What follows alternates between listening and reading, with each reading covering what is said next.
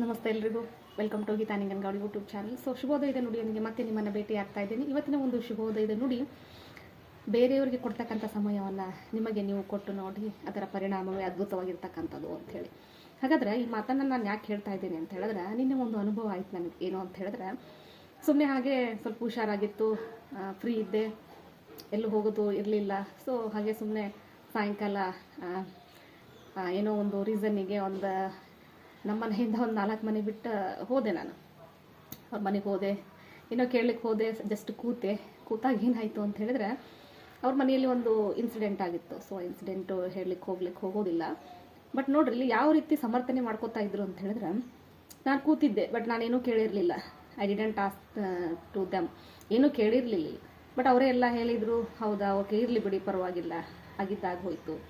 So ಇದೆಲ್ಲವನ್ನು ನಾನು ಹೇಳಿ ಕನ್ವಿನ್ಸ್ ಮಾಡ್ಕೋತಾ ಬಂದೆ. ಬಟ್ ಮನಸ್ಸಿಗೆ ಬೇಜಾರಾಗಿರ್ತೈತಿ. ಸೊ ನಾನು ಒಂದೆರಡು ಮಾತುಗಳನ್ನು ಅವರಿಗೆ ಬೈದೆ, ಯಾಕಂದ್ರೆ ಭಾಳ ಆತ್ಮೀಯರಿರೋದ್ರಿಂದ ಬೈದು ಸೊ ಹೀಗೆ ಮಾಡಬಾರ್ದಾಗಿತ್ತು, ಹಾಗೆ ಮಾಡಬಾರ್ದಾಗಿತ್ತು ಅಂಥೇಳಿ. ಸೊ ಈಗ ನನ್ನ ಕೆಲಸವನ್ನು ಬಿಟ್ಟು, ನನಗೆ ಕೊಡ್ತಕ್ಕಂಥ ಸಮಯವನ್ನು ಬಿಟ್ಟು, ಅದೇ ಸಮಯದಲ್ಲಿ ನಾನು ಒಂದು ವಿಡಿಯೋಸನ್ನು ಎಡಿಟ್ ಮಾಡ್ಬೋದಾಗಿತ್ತು, ಅಥವಾ ನನ್ನ ಮಗಳಿಗೆ ಹೋಮ್ವರ್ಕನ್ನು ಹೇಳ್ಕೊಡ್ಬೋದಾಗಿತ್ತು, ಅಥವಾ ನನ್ನ ಒಂದು ಕೆಲಸಗಳನ್ನು ಮಾಡ್ಕೋಬೋದಾಗಿತ್ತು. ಬಟ್ ಆ ಸಮಯವನ್ನು ನಾನು ಏನು ಮಾಡಿದೆ ಅಂತ ಹೇಳಿದ್ರೆ, ಅಲ್ಲಿ ಸ್ಪೆಂಡ್ ಮಾಡಿದೆ. ಸೊ ಆ ಸಮಯವನ್ನು ನಾನು ಅಲ್ಲಿ ಕಳೆದಾಗ ಅದರಿಂದ ಏನಾಯಿತು ಅಂತ ಹೇಳಿದ್ರೆ, ನನಗೆ ಪ್ರಯೋಜನ ಆಗಲಿಲ್ಲ, ಅಥವಾ ಅವರಿಗೂ ಸಹಿತ ಪ್ರಯೋಜನ ಆಗಲಿಲ್ಲ. ಅದರಿಂದ ಏನಾಯಿತು ಅಂತ ಹೇಳಿದ್ರೆ, ಅನವಶ್ಯಕವಾಗಿರ್ತಕ್ಕಂತಹ ಮಾತುಗಳನ್ನು ಕೇಳಬೇಕಾಗಿ ಬಂತು. ನೋಡ್ರಿ, ನಾನು ಹೇಳಿರ್ತಕ್ಕಂತಹ ಬುದ್ಧಿ ಮಾತುಗಳನ್ನು ಅವ್ರು ಒಪ್ಕೊಳ್ಳಿಲ್ಲ. ನಾವು ಮಾಡಿದ್ದೇ ಸರಿ ಅಂಥೇಳಿ ಅವರು ವಾದ ಮಾಡಿದರು. ಸೊ ಆಗಿರ್ತಕ್ಕಂತಹ ಘಟನೆ ಏನಪ್ಪ ಅಂತ ಹೇಳಿದ್ರೆ, ಕಾಮನ್ ಆಗಿರ್ತಕ್ಕಂಥದ್ದು ಅಂಥೇಳಿ ಅವರ ವಾದ. ಸೊ ಅದಕ್ಕಾಗಿ ನೋಡ್ರಿ, ಈಗ ಸ್ವತಃ ನನ್ನ ಒಂದು ಜೀವನದಲ್ಲಿ ಘಟನೆ ಆದರೆ ಏನಾಗ್ತದೆ ಅಂತ ಹೇಳಿದ್ರೆ, ಅದರ ಪರಿಣಾಮ ನಾನೇನು ಅನುಭವಿಸ್ತಿರ್ತೇನಲ್ಲ, ನನಗೆ ಮಾತ್ರ ಗೊತ್ತಾಗ್ತದೆ. ಸೊ ಅದೇ ಬೇರೆಯವರು ಘಟನೆಯನ್ನು ಅನುಭವಿಸಿದಾಗ ಅವ್ರ ಪಕ್ಕದಲ್ಲಿ ಇರ್ತಕ್ಕಂಥ ನಾವುಗಳು ಸಬೂಬನ್ನು ಕೊಡಲಿಕ್ಕೆ ಏನು ಮಾಡ್ತಾ ಇರ್ತೀವಿ, ಇರಲಿ ಬಿಡು, ಏನಾಯಿತು, ಹಾಗಾಯಿತು, ಹೀಗಾಯಿತು ಅಂಥೇಳಿ. ಅದೇ ಮಾತನ್ನು ನಮ್ಮ ಜೀವನದಲ್ಲಿ ನಾವು ಅಪ್ಲೈ ಮಾಡ್ಕೋಬೇಕಾಗ್ತದೆ. ಇರಲಿ ಬಿಡು, ಏನಾಯಿತು, ಹೋಗಲಿ ಬಿಡು, ಅದನ್ನೇ ಮಾಡಿದ್ರಾಯ್ತಲ್ಲ, ಏನಾಯಿತು, ಯಾರು ಮಾಡಬಾರ್ದನ್ನು ಮಾಡಿದ್ರಾಯ್ತಲ್ಲ ಅಂತಕ್ಕಂಥ ಮಾತನ್ನು ಧೈರ್ಯದಿಂದ ನಾವು ಮಾಡಿದಾಗ ಆ ಮಾತನ್ನು ಬೇರೆಯವ್ರಿಗೆ ಹೇಳಬೇಕಾಗ್ತದೆ. ಸೊ ಅಲ್ಲಿರ್ತಕ್ಕಂಥ ಸುತ್ತಮುತ್ತಲಿರ್ತಕ್ಕಂತಹ, ಅಂದ್ರೆ ಆ ವ್ಯಕ್ತಿಯ ಸುತ್ತಮುತ್ತಲಿರ್ತಕ್ಕಂತಹ ವ್ಯಕ್ತಿಗಳು ಏನಪ್ಪ ಅಂತ ಹೇಳಿದ್ರೆ, ನಾ ಹೇಳ್ತಕ್ಕಂತಹ ಒಂದು ಮಾತುಗಳೇ ಅವ್ರಿಗೇನಾದವು ಅಂತ ಹೇಳಿದ್ರೆ ಇರುಸು ಉಂಟು ಮಾಡ್ತಕ್ಕಂಥದ್ದು, ಅಥವಾ ನಾ ಹೇಳ್ತಕ್ಕಂತಹ ನಿಷ್ಠುರವಾದ ಮಾತುಗಳು ಏನಾದವು ಅಂತಂದ್ರೆ ಅವರಿಗೆ ಸಹಿಸದೇ ಇರ್ತಕ್ಕಂಥದ್ದು. ಸೊ ಈ ರೀತಿ ಆದಾಗ ನಾನೇನು ಮಾಡಿದೆ ಅಂತ ಹೇಳಿದ್ರೆ, ನಾನು ಹೇಳಿರ್ತಕ್ಕಂತಹ ಮಾತುಗಳು ಇಷ್ಟೊತ್ತ ನಾನು ಏನೇನು ಹೇಳಿದ್ನಲ್ಲ, ಸೊ ಒಳ್ಳೆಯ ಒಂದು ರೀತಿಯಿಂದ ನಾನು ಹೇಳಿದೆ. ಸೊ ಹೇಳಿದಾಗ ಏನಾಯಿತು ಅಂತ ಹೇಳಿದ್ರೆ, ಇಷ್ಟೆಲ್ಲ ಮಾತುಗಳನ್ನು ನಾನು ಹೇಳಿದ್ರೂ ಸಹಿತ ಒಂದು ಉಪಯೋಗಕ್ಕೆ ಬಾರದೆ ಹೋಯ್ತಲ್ಲ ಅಂತಕ್ಕಂಥದ್ದು ಭಾಳ ಬೇಜಾರಾಯಿತು. ಸೊ ಯಾಕಾರ ಬಂದು ಕೂತಿದ್ದೇನಪ್ಪ ಇಲ್ಲಿ ಅಂತಕ್ಕಂಥದ್ದು. ಅಂದ್ರೆ ಏನಾಗ್ತೈತಿ ಅಂತಂದ್ರೆ, ಮನುಷ್ಯ ಎಡವಿರ್ತಾನ. ಸೊ ಎಡೋದಾಗ ಏನಾಗ್ತೈತಿ ಅಂತ ಹೇಳಿದ್ರೆ, ತಪ್ಪನ್ನು ಮಾಡಿರ್ತಾನೆ, ಅಥವಾ ತಪ್ಪು ತಾನು ಮಾಡದೇ ಇದ್ರೂ ಸಹಿತ ತಮ್ಮಲ್ಲೊಬ್ರು ಯಾರು ತಪ್ಪು ಮಾಡಿರ್ತಾರೆ. ಸೊ ಆ ತಪ್ಪನ್ನು ನಾವು ತಪ್ಪು ಅಂತ ಹೇಳೋದಿಲ್ಲ, ತಿದ್ಕೊಳ್ಳಿಕ್ಕೆ ಅವಕಾಶನ ಕೊಡಬೇಕಾಗ್ತೈತಿ. ಸೊ ಯಾರು ತಪ್ಪು ಮಾಡದೆ ಮುಂದೆ ಬರ್ಲಿಕ್ಕೆ ಸಾಧ್ಯನೇ ಇಲ್ಲ. ಸೊ ತಪ್ಪನ್ನು ಮಾಡಿರ್ತಾರೆ, ಬಟ್ ಅಲ್ಲಿ ಹೀಗೆ ಮಾಡಬಾರ್ದಾಗಿತ್ತು, ಸೊ ಹೀಗೆ ಮಾಡಬಾರ್ದಾಗಿತ್ತು, ಮಾಡಿಬಿಟ್ಟಿದ್ದಾನೆ.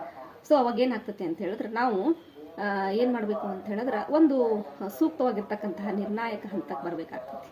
ನೋಡ್ರಿ, ಆ ಘಟನೆ ಆಗೋಯ್ತು, ಅದ ನಂತರ ಒಂದು ಸೂಕ್ತವಾಗಿರ್ತಕ್ಕಂತಹ ನಿರ್ಣಯವನ್ನು ತೆಗೆದುಕೊಂಡಾಗ ಏನಾಗ್ತೈತಿ ಅಂತ ಹೇಳಿದ್ರೆ, ಅಲ್ಲಿ ಒಂದು ಸಮಸ್ಯೆಗೆ ಪರಿಹಾರ ಸಿಗ್ತೈತಿ. ಅದನ್ನು ಬಿಟ್ಟು ಈಗ ಏನಂತ ಹೇಳ್ತಾರಲ್ಲ, ಪುಗುಸೆಟ್ಟೆ ಏನಪ್ಪ ಅಂತ ಹೇಳಿದ್ರೆ ಉಪದೇಶವನ್ನು ಕೊಡ್ತಕ್ಕಂಥವ್ರು. ಸೊ ಅಂಥವರೇ ಭಾಳ ಇದ್ರಲ್ಲಿ. ಸೊ ಏನಪ್ಪ ಅಂತಂದ್ರೆ, ಸುಮ್ಮನೆ ತಮ್ಮ ಜೀವನದಲ್ಲಿ ಆ ಘಟನೆಗಳು ನಡೀತಾವೋ ಇಲ್ಲೋ ಗೊತ್ತಿಲ್ಲ, ನಡೆದವೋ ಗೊತ್ತಿಲ್ಲ, ತಮ್ಮ ಜೀವನಕ್ಕೆ ಅಪ್ಲೈ ಮಾಡ್ಕೊಳ್ಳಿಕ್ಕೆ ರೆಡಿ ಇಲ್ಲ. ಬೇರೆಯವರ ಜೀವನದಲ್ಲಿ ಆಗಿರ್ತಕ್ಕಂಥ ಘಟನೆಗಳಿಗೆ ಇರಲಿ ಬಿಡು, ಏನಾಯಿತು ಅಂತಕ್ಕಂಥದ್ದು ತಮ್ಮ ಜೀವನದಲ್ಲಿ, ತಮ್ಮ ಮನೆಯವರ ಜೀವನದಲ್ಲಿ ಆಗಿದ್ರೆ ಏನಾಗ್ತಿತ್ತು ಅಂತ ಹೇಳಿದ್ರೆ, ಅದರ ಪರಿಣಾಮ ಅವರಿಗೆ ಅರ್ಥ ಆಗ್ತಾಯಿತ್ತು. ಸೊ ಅದಕ್ಕಾಗಿ ಅವಾಗ ನನಗನ್ನಿಸ್ತು, ನಿಜವಾಗ್ಲೂ ಬೇರೆಯವರಿಗೆ ಬುದ್ಧಿ ಮಾತನ್ನು ಹೇಳೋದಾಗಲಿ, ಬೇರೆಯವರ ಕಷ್ಟಗಳಿಗೆ ಪರಿಹಾರವನ್ನು ಕಂಡುಕೊಳ್ಳಿಕ್ಕೆ ನಾವೇನಾದರೂ ಸ್ವಲ್ಪ ಏನಪ್ಪ ಅಂತ ಹೇಳಿದ್ರೆ ನೀತಿ ಪಾಠವನ್ನು ಹೇಳೋದಾಗಲಿ ಯಾವತ್ತೂ ಮಾಡ್ಲಿಕ್ಕೆ ಹೋಗಬಾರ್ದು ಅಂತ ಹೇಳಿದ್ರೆ. ಯಾಕಂದ್ರೆ ಪ್ರತಿಯೊಬ್ಬರು ಸಹಿತ ಏನಾಗಿರ್ತೈತಿ, ಪ್ರತಿಯೊಬ್ಬರು ಸಹಿತ ಬ್ರೈನನ್ನು ಹೊಂದಿರ್ತಾರೆ ನಮ್ಮ ಥರನೇ, ಹೌದಾ. ಸೊ ಅವರು ತಮ್ಮ ಅನುಕೂಲಕ್ಕೆ ತಕ್ಕ ಹಾಗೆ ಆ ಒಂದು ಪರಿಸ್ಥಿತಿಯನ್ನು ಏನು ಮಾಡ್ತಿರ್ತಾರೆ, ಮಾಡಿಫೈ ಮಾಡ್ತಿರ್ತಾರೆ. ಅದು ನಮ್ಮ ದೇವರಾಣಿಗೂ ಗೊತ್ತಾಗೋದಿಲ್ಲ. ನಿಜವಾಗ್ಲೂ ನಾನು ಹೇಳ್ತಾ ಇದ್ದೇನೆ, ನಿಜವಾಗ್ಲೂ ತಮ್ಮ ಅನುಕೂಲಕ್ಕೆ ಮಾತ್ರ ನೋಡ್ಕೋತಿರ್ತಾರೆ ಅವರು.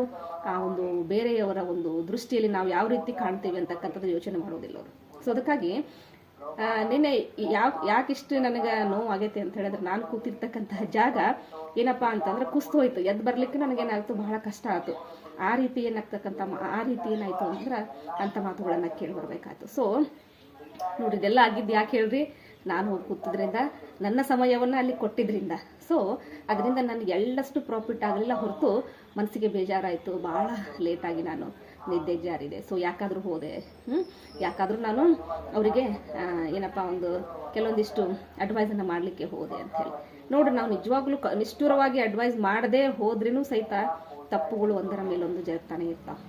ಸೊ ಅವಾಗೇನಾಗ್ತೈತಿ, ಅಂಥ ತಪ್ಪುಗಳನ್ನು ನಾವು ಸುಧಾರಣೆ ಮಾಡದೆ ಮತ್ತಾರು ಸುಧಾರಣೆ ಮಾಡ್ಲಿಕ್ಕೆ ಚಾನ್ಸೇ ಇಲ್ಲ. ಯಾಕಂತಂದ್ರೆ ಎಲ್ಲರೂ ಅವಕಾಶವಾದಿಗಳಾಗಿರ್ತಾರೆ ನೋಡ್ರಿ. ತಮ್ಮ ತಮ್ಮ ಮನೆಗಳಲ್ಲಿ ಅಂಥ ಘಟನೆಗಳು ನಡೆದು ಹೋದ್ವು ಅಂತ ಹೇಳಿದ್ರೆ ಅವಾಗ ಅರಿವಾಗ್ತದೆ ಅವ್ರಿಗೆ, ಮನಸ್ಸಿನ ನೋವು ಏನು ಅಂಥೇಳಿ, ಸಮಾಜದ ಒಂದು ಕೀರ್ತಿ ಏನು ಅಂಥೇಳಿ ಅವ್ರಿಗೆ ಗೊತ್ತಾಗ್ತದೆ. ಸೊ ಅಲ್ಲಿವರೆಗೂ ಸಹಿತ ಖಾಲಿ ಪುಕ್ಷಟ್ಲಿ ಮಾತಾಡೋರಿಗೆ ಏನು ಅರ್ಥ ಆಗಲಿಕ್ಕೆ ಸಾಧ್ಯನೇ ಇಲ್ಲ. ಸೊ ಅದಕ್ಕಾಗಿ ಪ್ರತಿಯೊಬ್ಬರು ಸಹಿತ ದಯಮಾಡಿ ಹೇಳ್ತಾ ಇದ್ದೀನಿ, ನಿಮ್ಮ ಸಮಯವನ್ನು ನಿಮಗೆ ಕೊಟ್ಕೊಂಡು ನೋಡ್ರಿ, ನಿಮ್ಮ ಅಭಿವೃದ್ಧಿ ಸಾಧ್ಯ ಆಗ್ತೈತಿ. ಮನೆ ಬಿಟ್ಟು ಎಲ್ಲಿ ಹೋಗ್ಲಿಕ್ಕೆ ಹೋಗ್ಬೇಡ್ರಿ. ಯಾಕಂತ ಹೇಳಿದ್ರೆ ಕೆಲವೊಂದು ಟೈಮ್ ಹೋಗ್ಬೋದು, ಹೊರಗಡೆ ಹೋಗ್ಬೋದು, ಇರೋದು ಇರ್ತೈತಿ. ಬಟ್ ಪುಕ್ಕಸಟ್ಟೆಯಾಗಿ ಫ್ರೀ ಆಫ್ ಆಗಿ ಯಾರಿಗೂ ಉಪದೇಶವನ್ನು ಕೊಡಲಿಕ್ಕೆ ಹೋಗಬೇಡಿ. ಉಪದೇಶವನ್ನು ಕೊಟ್ಟರೆ ಆ ಉಪದೇಶಕ್ಕೆ ಬೆಲೆ ಕಟ್ಟಬೇಕು ನಾವು. ಆ ರೀತಿ ಉಪದೇಶವನ್ನು ಕೊಡಬೇಕು. ಅಂದ್ರೆ ನಮ್ಮ ಉಪದೇಶಕ್ಕಾಗಿ ಕಾಯ್ತಿರ್ಬೇಕು ಅವರು. ಆ ರೀತಿ ನಾವು ಅವರನ್ನು ಇಟ್ಕೊಳ್ಬೇಕು. ಹೊರತಾಗಿ ಫ್ರೀಯಾಗಿ ಉಪದೇಶ ಕೊಟ್ಟರೆ ಯಾರು ಸ್ವೀಕಾರ ಮಾಡೋದಿಲ್ಲ. ಬದಲಾಗಿ ನಮಗೇನು ಮಾಡ್ತಾರ ಅಂತಂದ್ರೆ ಮಾತುಗಳನ್ನು ಆಡ್ತಾರ, ನಮ್ಮ ಉಪದೇಶಕ್ಕೆ ಬೆಲೆ ಇಲ್ಲದೆ ಹಾಗೆ ಮಾಡ್ತಾರ. ಸೊ ಅದಕ್ಕಾಗಿ ನಿಮ್ಮ ಕೆಲಸಗಳನ್ನು, ಅದೇ ಉಪದೇಶವನ್ನು ನಿಮ್ಮ ಮಕ್ಕಳಿಗೆ ಹೇಳ್ರಿ.